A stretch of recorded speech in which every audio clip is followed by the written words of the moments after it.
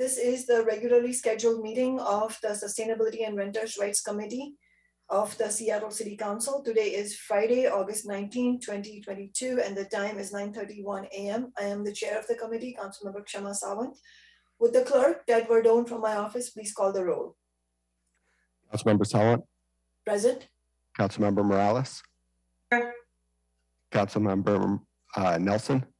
Present. Councilmember Juarez. Councilmember Lewis. Present. 4 present. Thank you, Ted, and thank you and welcome committee members. And I also wanted to acknowledge we have Councilmember Peterson, who is not a member of this committee, but who will be presenting a bill from his office. Today, we have that one item on the agenda, which is that resolution sponsored by Councilmember Peterson, and it is regarding the ending of the use of gas-powered leaf blowers in Seattle. Before we begin that item, we have public comment. How many speakers do we have, Ted? There are 4 in chambers and 3 remote, so 7 total. Okay, we have 7 community members to give public comment. Speakers will have 2 minutes each. I will, Ted, you should read out the names from chambers first, and then we will call on the community members who are signed up remotely. And go ahead, Ted. So in chambers, we have Marguerite Richard, followed by Carolyn Malone, followed by Peggy Prince, followed by Kathleen Baker. Yes, my name is Marguerite Richard, and sorry, one moment, I'm just getting it queued up and ready.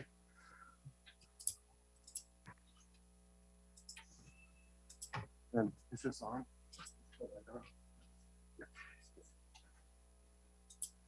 Okay, go for it. yes, my name is Marguerite Richard, and I'm here again today. I don't have anything to say about the leaf blowers. I see renters' rights, and I feel that my rights are continuously being violated up under the law as far as paying my rent. It's almost like nowadays you're paying your rent to be sabotaged and killed in your unit. And I don't appreciate that, okay? And I'm speaking out about it. That enough people that's regulating time down here should know about the situation and it should have moved in on the situation by now. So I see we have to treat these situations like what happened with Trump. And I would feel sorry for anybody that would have to be locked up in prison or jail. I don't think that anybody would like that type of situation, especially what the federal law says about dealing with the handicapped and the disabled. If you injure them, you can have 10 years, and if they die from their injuries, you can get life in prison. I read it for myself. That's federal law. And so I feel like there should be a mandate already set in a system already set up, not only for homeless mess, okay? Because when people go out there, they're cleaning up mess. I'm not talking about people individually, because God loves everybody. But I'm talking about the stuff that's going on.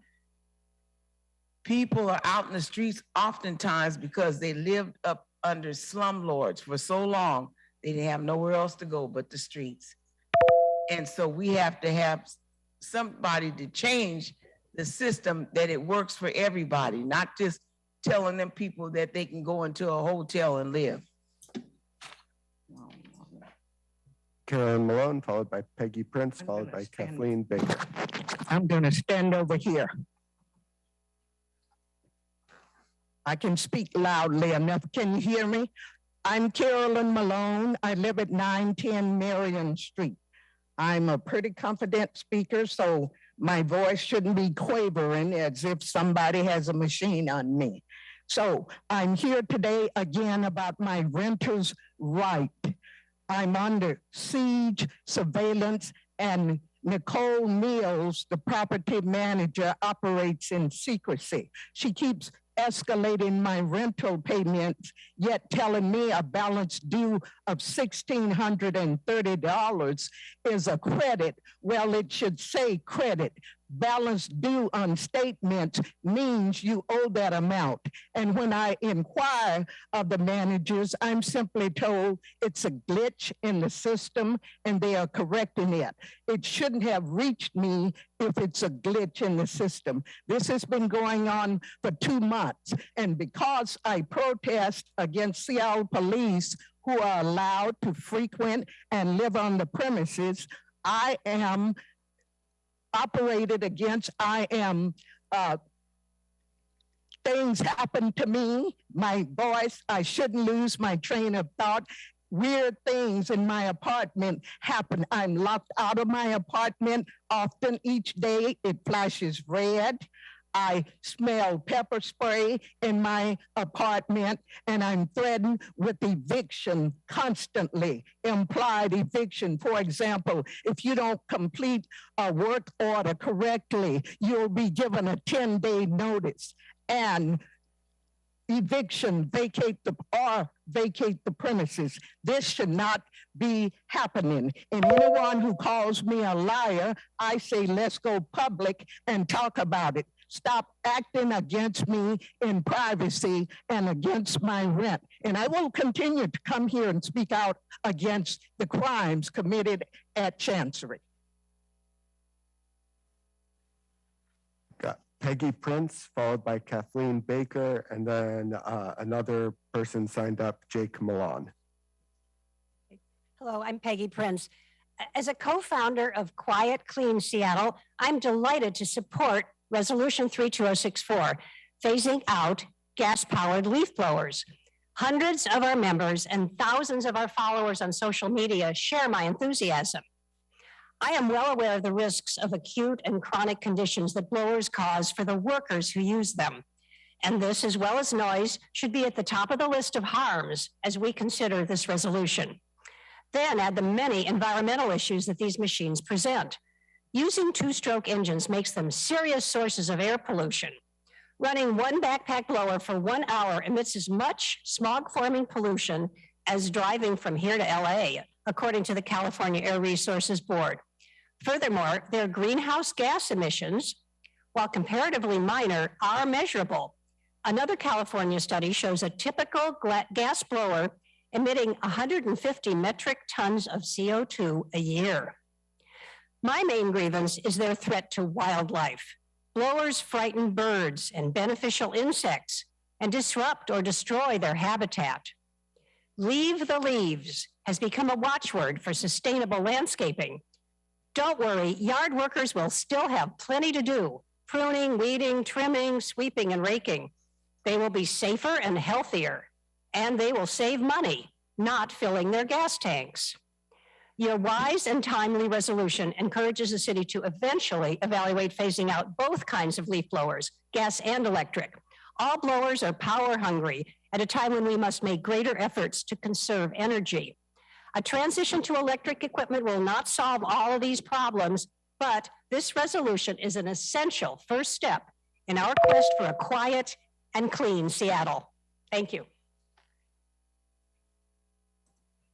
Kathleen Baker, followed by Jake Milan. Hi, I'm Kathleen Baker. I hate leaf blowers. I hate the noise throughout the day. I hate the damage to the environment, and I'm concerned about the health of the landscape workers that use them. Seattle is behind. Cities in Colorado, California, Texas, Illinois, Massachusetts, New Jersey, New York, and Vermont have banned or limited their use. Jay Inslee banned their use at the Capitol in 2014, saying they're too loud and not green enough. Reuven Carlyle, before he left office, proposed a cash for lawn clunkers bill, which would provide $200 to purchase cleaner machines. I just don't see the downside. Landscapers will still have jobs, healthier ones. And I have a feeling Oprah's yard in Santa Barbara, where they're banned, is still lovely. Thank you.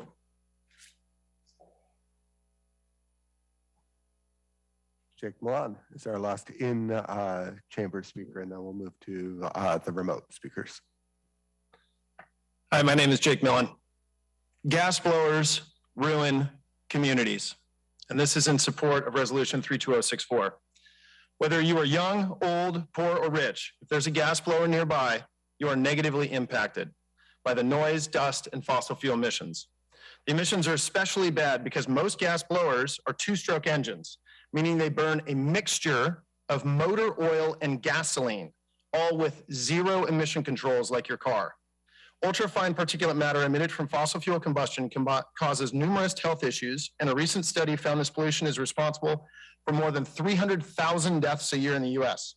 That's more than COVID in each of the last 3 years, and most are from marginalized communities.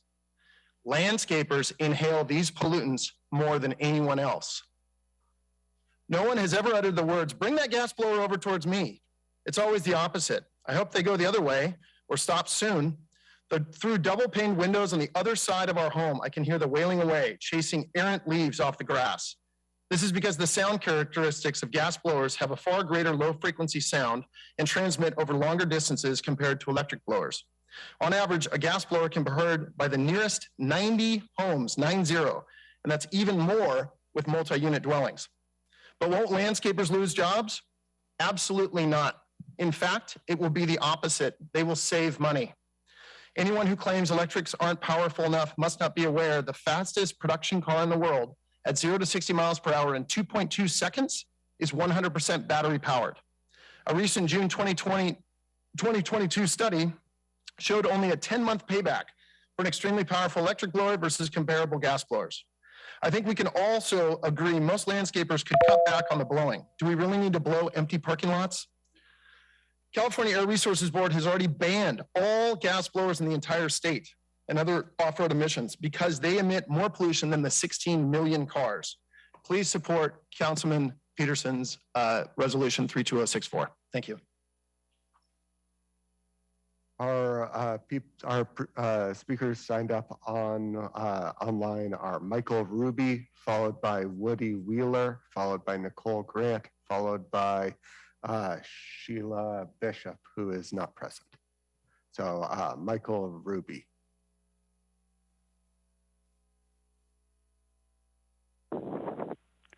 Good morning. I am Mike Ruby from Wallingford. Today I'm addressing the proposed resolution on the phase out of gasoline-powered leaf blowers. I'm speaking from the position of being the original author of Seattle's noise control ordinance. Back in the early 1970s, we spent more than a year of Seattle process working on this problem. One of our outreach efforts was a request through neighborhood newspapers for folks to submit a coupon with their noise annoyances. Remember, in the early 1970s, nearly every neighborhood in Seattle had a local newspaper. I remember one of the most frequent comments was the noise from leaf blowers, especially early on a weekend morning. That has not changed.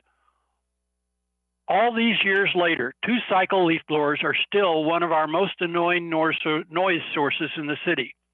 I suspect all of you have had the 4 cycles of an internal combustion engine described to you. The last cycle is the exhaust of the combustion gases, but the 2-cycle engine skips some of the steps in order to create a much cheaper to build engine.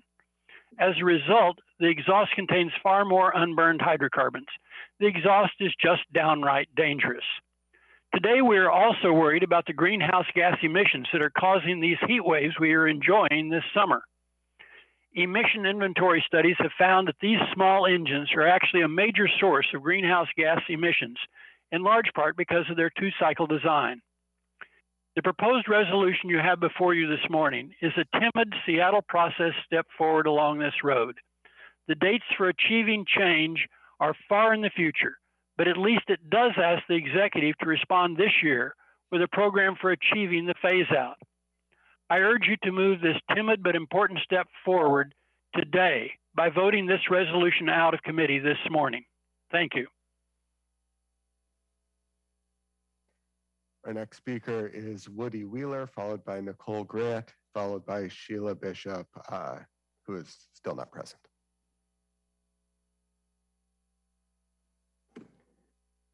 Woody, you're showing up as still muted. Hit *6 to unmute yourself.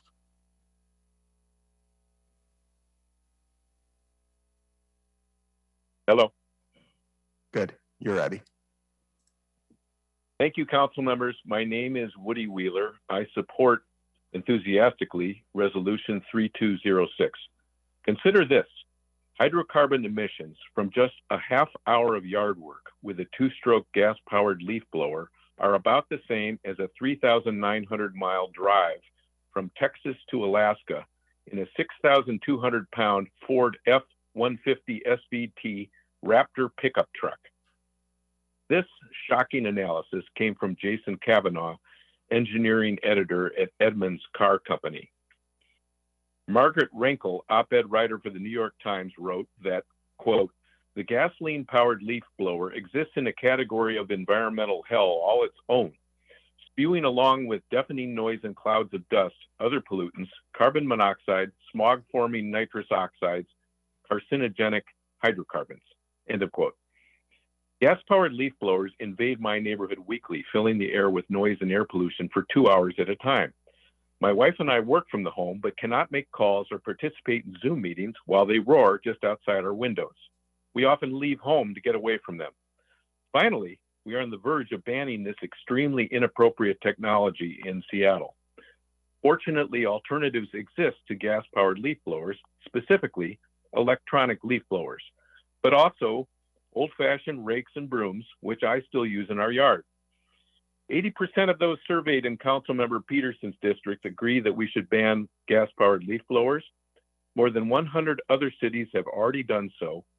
At a time when climate change is happening here and now, Seattle should ban them too. Vote yes on Resolution 3206. Thank you. Our last speaker who is present is Nicole Grant.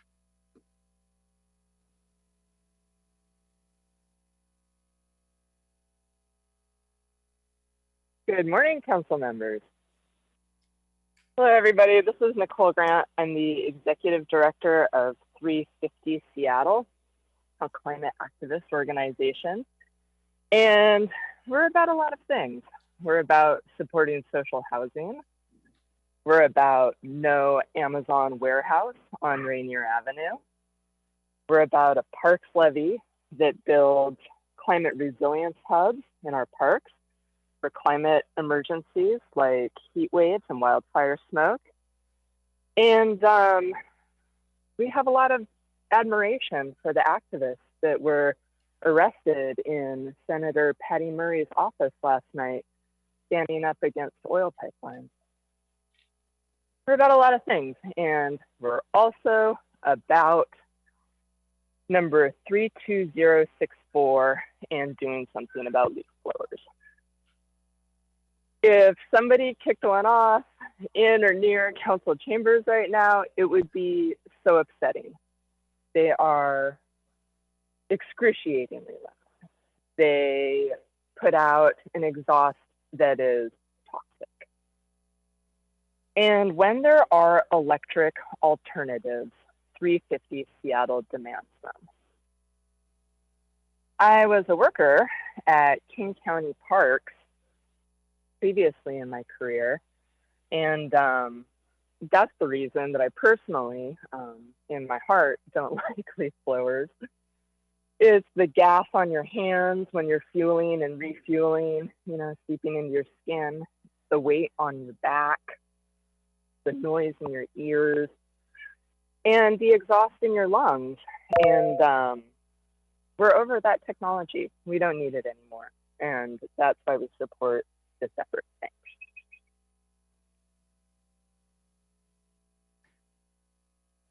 Our final speaker, Sheila Bishop, is not present. So Sheila, if you're listening, you can email all council members by emailing council@seattle.gov.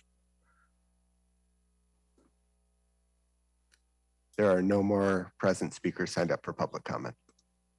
Okay, thank you, Ted, and thank you to all the community members who spoke in public comment. We will now begin the discussion of the gas-powered leaf blower resolution. I will read the resolution into the record now. Resolution 32064, a resolution declaring the City Council's intent to phase out gas-powered leaf blowers, establishing goals and identifying actions to meet these goals. Councilmember Peterson, as sponsor of this legislation, would you like to say a few words to begin this discussion and then introduce the presenters? Thank you, Chair Sawant. I really want to thank you for enabling us to discuss and hopefully vote today on this resolution to phase out gasoline-powered leaf blowers. Thank you for having me as a guest at your committee as well. While increasing community safety and reducing homelessness will continue as priority issues in Seattle, I'm confident City Hall has the bandwidth to address this public health and environmental issue too. The science is clear. These fossil fuel machines with their toxic fumes and dirty debris harm the workers who operate them and the communities that endure them. We have an extensive list of information sources attached to today's agenda, and I want to thank the University of Washington Evans School graduate students for enthusiastically and skillfully supplementing our research. The public opinion is clear. In just the past 48 hours, over 100 residents took time from their busy days to send emails and make public comment in favor of this resolution. An informal survey of my constituents last month showed that 82% of those who responded want to outright ban gas-powered leaf blowers, and local environmental justice organizations support our resolution. The trend across the nation is clear. Over 100 jurisdictions have banned or phasing out gas-powered leaf blowers. While Seattle prides itself on being a leader on many issues, we are behind on addressing the harms of leaf blowers. Burlington, Vermont, Washington, D.C., Portland, Oregon, and all of California have left us in the dust.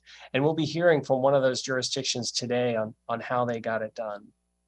I'm confident that our Seattle government departments that care about reducing pollution, that care about protecting workers, and have the power to stop using gas-powered leaf blowers will be inspired to act expeditiously on this joint resolution, or on this resolution, to make real progress on this environmental and public health concern. And as we make the city government lead by example, there will be plenty of time for the private market to follow, whether that's switching to electric and battery-powered leaf blowers or just using a rake. To be clear, the resolution calls for ending the use of gas-powered leaf blowers in city government by January 2025 and ending the use of gas-powered leaf blowers elsewhere in our city by January 2027. The resolution is consistent with past policy statements from the City Council, but a resolution amplifies them, hopefully louder than the noise of leaf blowers. And the resolution also updates and expands this effort to finally spur action. Fall is coming. The season of falling leaves is coming, and with it, the harmful sound, the toxic fumes, and the filthy debris of these terrible machines. Colleagues, this issue was delayed for far too long by the pandemic. Our resolution is consistent with past policy statements, and it's needed to make progress to work out the details to finally rid our city of these deafening and dirty fossil fuel machines. Please vote today and vote yes. Thank you. Thank you, Councilmember Peterson, for that description. Yolanda? Oh, thank you, Chair Sawant, and I'm happy to introduce those who are here at the committee as well, if you'd like. Please do. Well, first, of course, we'll have Yolanda Ho from City Council Central Staff, who will be here. We also have an official from Washington, D.C. that has successfully banned leaf blowers already. And I think that's who we have today, because I know it's important for council members to hear what other cities have done sometimes. So we'll have the person from DC who knows the most. But we can start with central staff and her presentation, if that makes sense. All right, thank you so much. Yolanda Ho, Council Central Staff. Let me get my presentation up on the screen. Does everyone see that okay? Good. Okay. All right, so we are here today to talk about Resolution 32064. And just to give you an overview of what I will be going through, this will largely be following the content that was in the memo I provided yesterday to the committee. We are going to talk about the environmental health impacts, many of which you've already heard through public comments. Talk about some of the city's efforts related to gas-powered leaf blowers and current regulations, and just kind of generally how many are owned by the city, and briefly touch on other jurisdictions, including just a quick overview of DC's efforts, and then provide an overview of the resolution and some considerations about implementation of the work requested. So for decades, gas-powered leaf blowers have been considered a source of nuisance noise pretty much ever since they were invented, I think, in the 70s. So it has resulted in restrictions on their use in many municipalities. More recently, research has revealed that prolonged exposure to the noise and emissions produced by this equipment can have adverse impacts, particularly on landscape workers who operate them. And just for reference, nationally, landscape workers are disproportionately identified as Latino or Hispanic. They're about 46% in the landscaping services versus 18% in the total workforce. As noted by one of the commenters, gas-powered leaf blowers, particularly the most common, the two-stroke engine, produces a low-frequency sound that electric leaf blowers do not create, that can travel through building walls and is perceived by the human ear as particularly disruptive and can be quite distracting in, kind of trying to do your day-to-day work if there is a leaf blower operating nearby. They are also just kind of louder than electric leaf blowers. So someone who is regularly operating the equipment without proper hearing protection could end up with permanent hearing damage. In regard to the emissions of gas-powered leaf blowers, they do contribute greenhouse gas emissions, but compared to buildings and transportation, it is pretty negligible as compared to those. But again, not, using less gas will ergo fewer greenhouse gas emissions. They do also, but more kind of impactful on people's health is that they do emit emissions that from the burnt and unburnt gas, which can produce ozone and release toxins like carbon monoxide, benzene, and formaldehyde that can cause cancer and respiratory problems. Additionally, all leaf blowers, whether gas or electric, lift particulate matter into the air, and exposure to fine particulate matter, also known as PM 2.5, has been shown to cause negative cardiovascular and respiratory health effects that can lead to premature death, and has also been linked to adverse birth outcomes and cancer. So on to some previous policy efforts by the city. Council interest in furthering restriction of the use of gas leaf blowers was initiated in 2014 with a statement of legislative intent that requested that then the Department of Planning and Development, which is now the Seattle Department of Construction and Inspections, propose recommendations for reducing emissions and noise from gas-powered leaf blowers. The department's, we call it the statements of legislative intent slides. So the SLI response provided an evaluation of the potential pros and cons of restricting use of gas-powered leaf blowers, and ultimately recommended against regulatory changes because electric leaf blowers at the time were not effective for commercial use. Additionally, they noted that prohibiting the use of gas-powered leaf blowers would create potential enforcement and racial equity issues. Instead, they suggested that the city modify its procurement practices and improve communication between departments and with the general public about best practices for leaf blowers. So following up on the slide, about 4 years later, the council added funding for a position in SDCI to support various projects, including a recommended action from the 2014 SLI response related to communicating these best practices to the general public and those in the landscaping industry, which resulted in the creation of a best practices guide to encourage more responsible, courteous leaf blower use. More recently, as part of the 2022 adopted budget, the council included a SLI sponsored by Councilmember Peterson, requesting that the Office of Sustainability and Environment and Seattle Parks and Recreation develop a plan to phase out the use of all gas-powered leaf blowers in Seattle within 2 years. And that SLI response is due late next month. So currently, the city regulates leaf blower use through its noise code, which is administered by SDCI. The use of leaf blowers and other lawn maintenance equipment is limited to certain hours that vary by zoning category. Most restrictive is within the residential zonings. And normal operation of gas-powered leaf blower during the allowed hours is generally in compliance. It just kind of as a right. Only someone operating a leaf blower outside of these hours is likely to be in violation.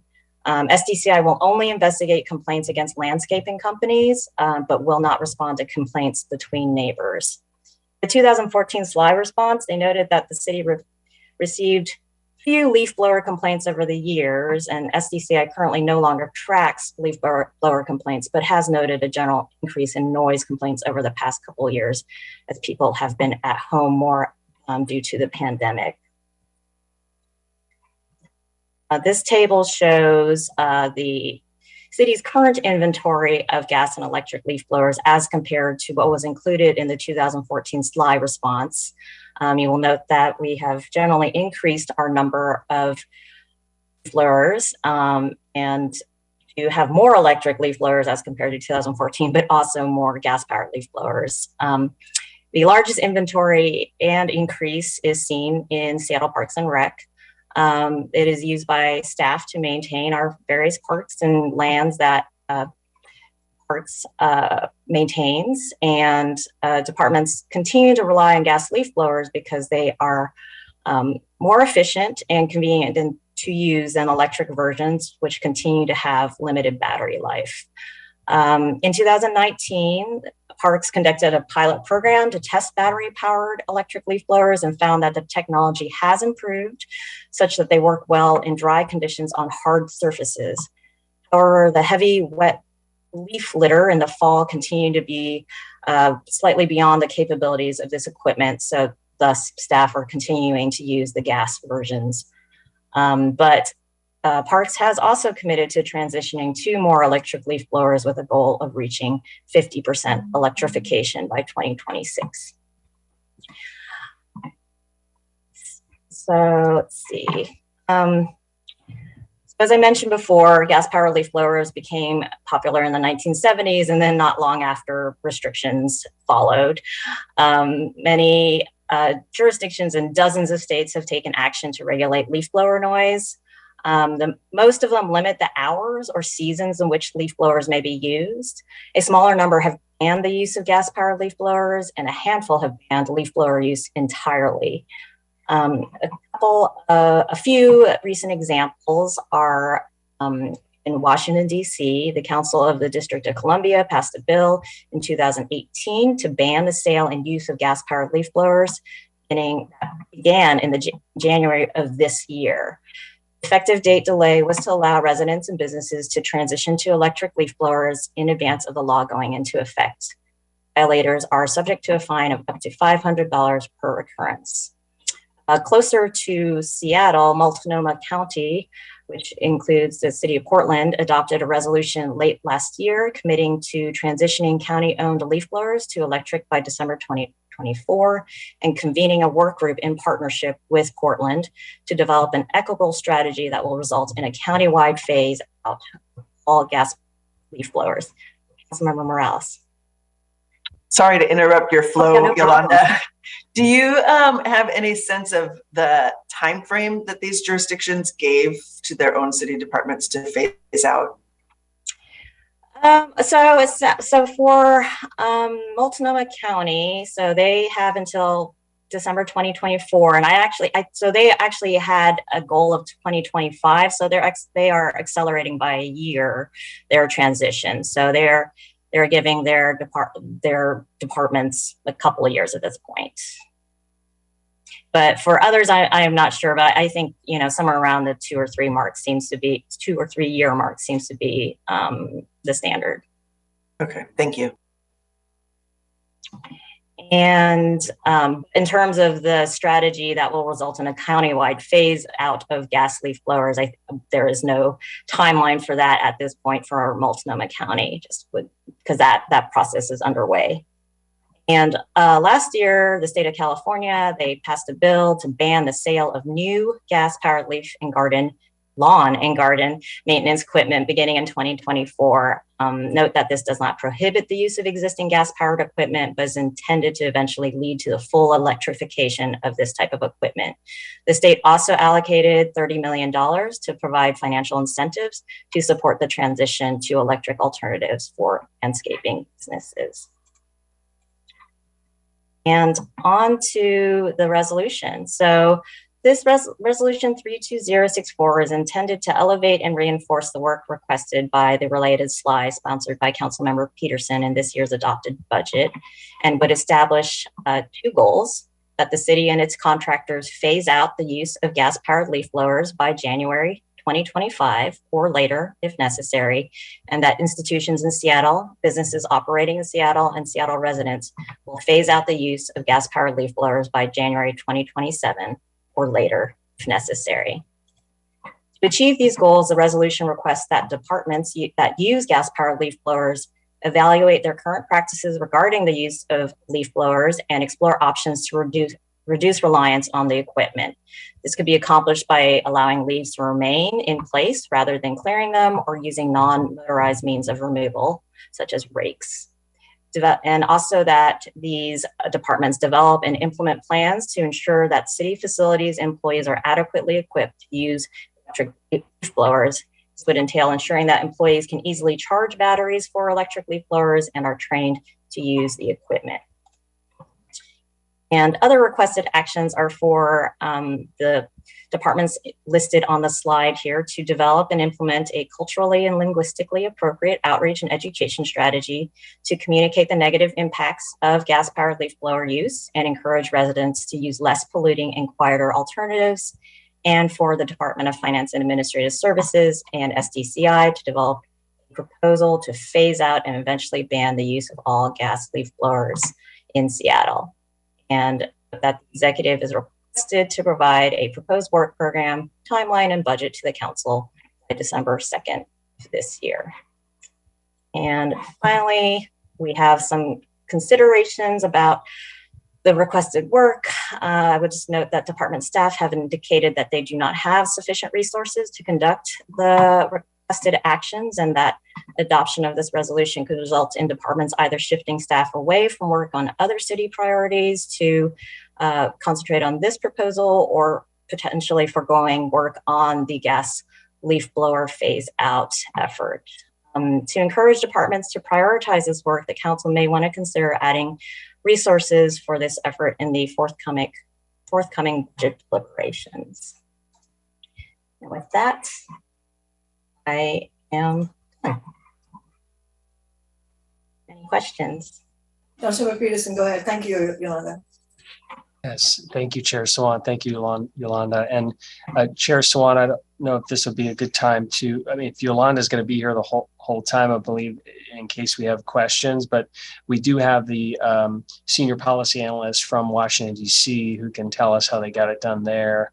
Michael Porcello is here with us as well as a panelist, if the chair would be okay hearing from him.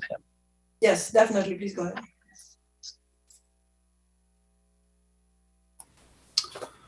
Hi, everyone. As the council member just said, my name is Michael Porcello. I serve as committee director for the Committee on Transportation and the Environment with the Council of the District of Columbia, which is the legislature for the city of Washington, D.C. The committee has jurisdiction over the district's public work agencies, including our Department of Energy and Environment, which, as its name suggests, administers the district's climate, sustainability, and environmental health programs and services. Thank you to the committee for inviting me to speak today on this important resolution. Has been noted, in 2018, the district passed a piece of legislation called the Leaf Blower Regulation Amendment Act. That bill actually was introduced by the member I work directly for, Mary Che. As enacted, it prohibited the sale or use of gasoline-powered leaf blowers effective January 1st, 2022, so just about 8 months ago. It also established a $500 fine for violations and stood up a small enforcement team in our local regulatory agency that we call DCRA. A bit of background on how the legislation came to be. Although the district's noise ordinance already sets a noise level threshold that applies to products like leaf blowers, Our office and others at the District of Columbia Council still frequently heard from residents about the nuisance caused by gas-powered leaf blowers. As you can imagine, the current noise ordinance was not often successful in addressing violations stemming from these devices due to difficulty of enforcement. I can't speak to how enforcement works in Seattle, but in DC, specific noise level limits are notoriously difficult to enforce because they have to be measured by a district official at the time that they occur using a decibel meter. If you're talking about a house party that's lasting for hours, that's not that difficult, but it's nearly impossible for leaf blowers, given landscaping work takes often less than an hour and enforcement officers just couldn't get to the site on time. And there we're talking about our Metropolitan Police Department. So rather than rely solely on complaint-based enforcement, the legislature in DC explored whether outright prohibiting the sale and use of these leaf blowers could be a more effective approach. It had several benefits. First, banning the sale helped because it simply reduced access to the products. Anyone seeking to replace or purchase a new leaf blower as of January now has one option, electric. Of course, that has limitations in the district, as we're sandwiched between Virginia and Maryland, and residents can go out of state to purchase a device that's not legally sold in the district. I'm guessing that Seattle faces similar issues with jurisdictions nearby, but outside the city limits.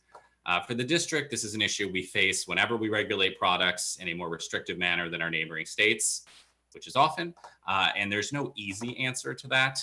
That said, we found that someone has to be pretty intent on getting a banned product to travel outside the district to purchase it. They're more likely to just pick up what's available at the first store they go to or the second. I'd also noticed, this is picking up steam that folks have talked about in a number of Maryland counties, at least, are also considering gas-powered leaf bans. Gas-powered leaf blower bans, meaning it'll be harder for residents to purchase a device outside of the city. And of course, the law also bans their use, even where legally purchased elsewhere. Second, as was touched on, I think, earlier, our law also extended to public actors, meaning district agencies and their contractors.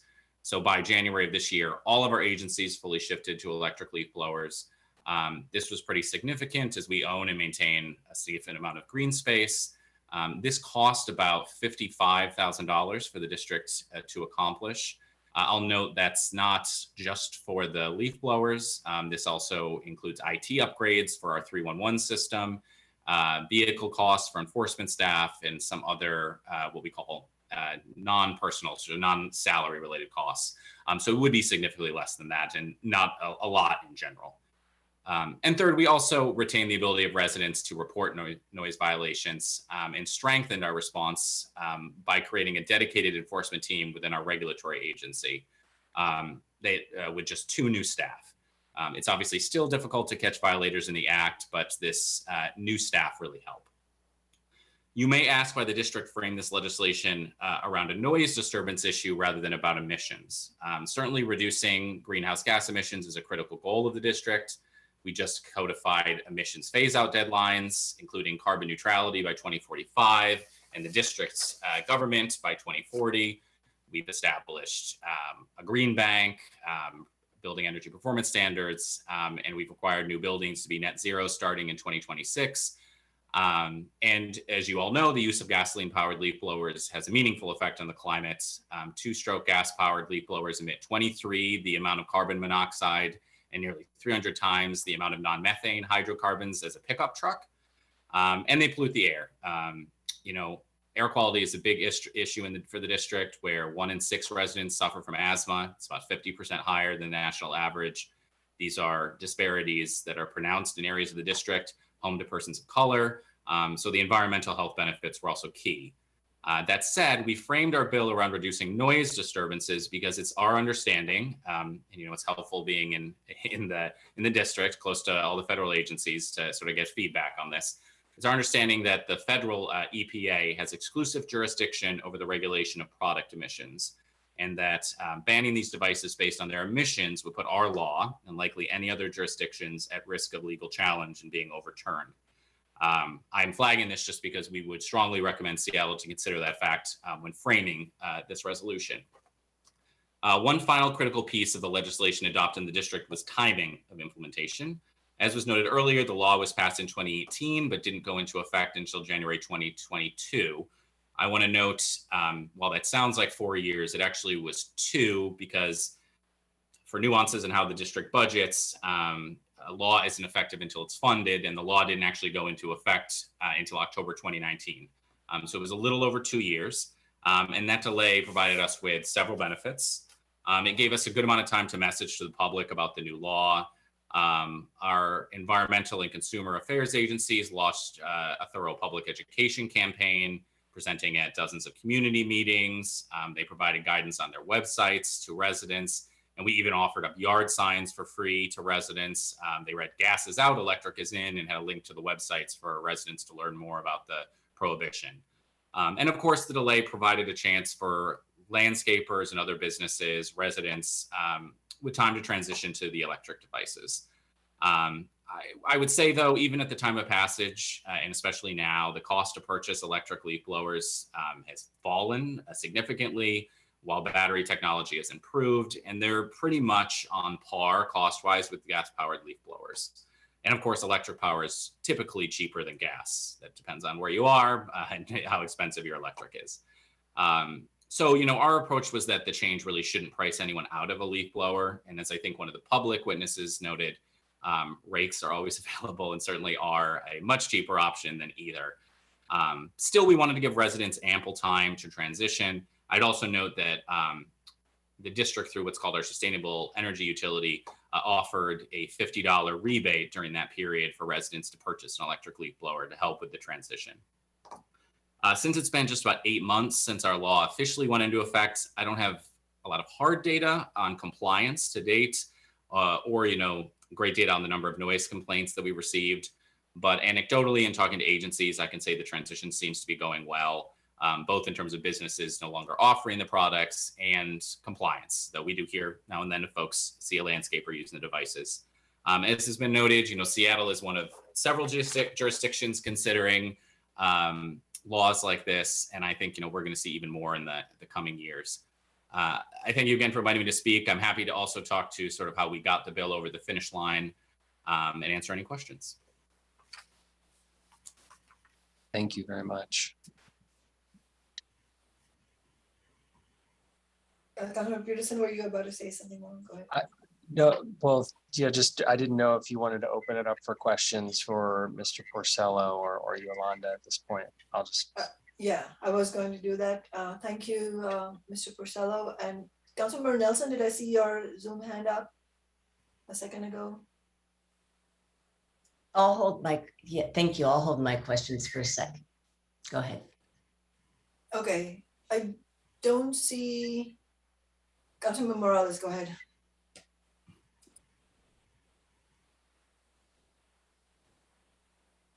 You're on mute, Councilmember Morales. Hey, sorry, everyone. This is probably a question for Yolanda, and I'm not sure you know the answer to this, but I wonder if Parks has contemplated mulching wet leaves, at least the ones that are on the grass, rather than trying to blow or rake them. One of the commenters mentioned alternatives to getting rid of the leaves at all. I don't know if that has been contemplated. I mean, the resolution does request that Parks and other departments consider other strategies. So that certainly would be another strategy of kind of allowing the leaves to be able to more quickly decompose in place. Yeah. So, yeah. Okay. I just want to say, first of all, thank you, Councilmember Peterson. I think, and Yolanda, I appreciate the kind of summary of past actions, right? We've, as a council, have been trying to do this for 7 or 8 years now, move in this direction. And I can also appreciate that the technology maybe wasn't there in the past, but it seems like it is now. And so I do think that it's important we support this transition, even if the sort of greenhouse gas impact isn't as large as transportation or buildings. There is still the health disparity to consider, especially because whether we're talking about small businesses or even our own city parks department employees, it is predominantly Black and brown people using this equipment. And we know that there are health implications of using these tools. So I do think it's important that we keep pushing and try to resolve this as quickly as possible. And I will say I'm also a little bit concerned about the work that we'll be adding to SDCI without providing additional resources. So, you know, I think it's important that we understand as council what the impacts of our decisions will be on the city workers' ability to implement. That said, I think it's wise for us to move this direction and to just have the conversation in the budget process about what we might need to do to provide at least a little bit of support to SDCI to get this done. So I'm supportive of the resolution, even understanding that there are some concerns about it, but I think we should move forward and keep the ball rolling so that we can get this done sooner. Thank you, Councilmember Morales. Councilmember Nelson. Thank you very much. So questions and comments. Basically, I have to say that this sounds fairly non-controversial, and I haven't gotten any emails from anybody saying, no, we have to keep the gas-powered leaf blowers. So thank you for bringing this forward. I will support this resolution. First, I have sort of picking up on what Councilmember Morales says about mulching. I do have to note that if I were to go out on a limb, you know, leaving leaves on the ground could be an option. I know that's pretty radical, but according to UW professor of geomorphology, David Montgomery and Ann Beckley, leaving leaves on the ground not only contributes to soil health, the microbes that digest and further break down the matter, redistribute nitrogen, phosphorus, and potassium around the soil and also to the plant roots, making our trees more healthy. But anyway, my question when I first heard of this was about how this will impact not just the workers on city property, but also in the private sector. So I did reach out to Marcos Wanless, who is president of the Seattle Metro Latino Chamber of Commerce, to ask for his thoughts.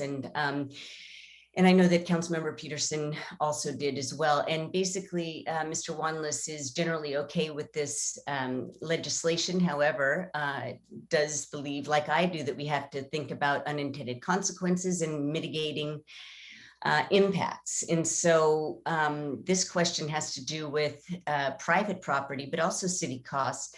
When we switch over from gas powered to electric power leaf blowers, one of my questions is, do we know what that cost differential is? Because, and then I know that this is for a next phase of legislation, but has that work already been done? Because Parks has already sort of thought about phasing out by 50% by 2026. So they must have some costs. Do not have that information readily available, but I have been making inquiries. So yes, I agree. We will have that information ready in time for the budget deliberations this year at least. So we'll have that for reference in terms of what that cost is. And I think kind of understanding maybe kind of a larger picture versus just the unit costs, right? There may be other costs just as our colleague from DC had mentioned that may be required for implementation, but I think getting a sense of what that all will entail will be helpful. Yeah, I think another cost could be labor, because the memo says that electric leaf blowers aren't strong enough yet to pick up wet, damp leaves like big leaf maple leaves that cover the drains. So, you know, that will probably require human force to get those up and out of our right of way. So that's one thing to consider, but yeah, still a good idea. And then for Mr. Porcello, sorry if I mispronounced that. One of the things that that I was wondering is, did any of the stores that sell gas-powered leaf blowers within DC, did they what kind of, was there a big, was there opposition that people would be going right outside city limits to purchase these things? And was that one of the unintended consequences that came to fruition? Sure. The only concern that we really heard from businesses was giving them enough time to get existing stock off the shelves, in the sense that they had, if they were selling leaf blowers, they had gas-powered leaf blowers to sell. And if, for example, if the prohibition was immediate, they weren't going to have a way to get rid of that stock. That was part of the reason for the delay. Otherwise, the understanding from them was, somebody's coming in to buy a leaf blower. If it's electric or not, they're probably going to purchase it on site. I'll also be frank, as I touched on, we are often more restrictive in terms of whether it's, efficiency standards for products or things like that than our neighboring jurisdictions. So businesses are used to, I don't think this is frequent, but, the random customer who might be looking for, a very inefficient, for example, water heater because it's cheaper.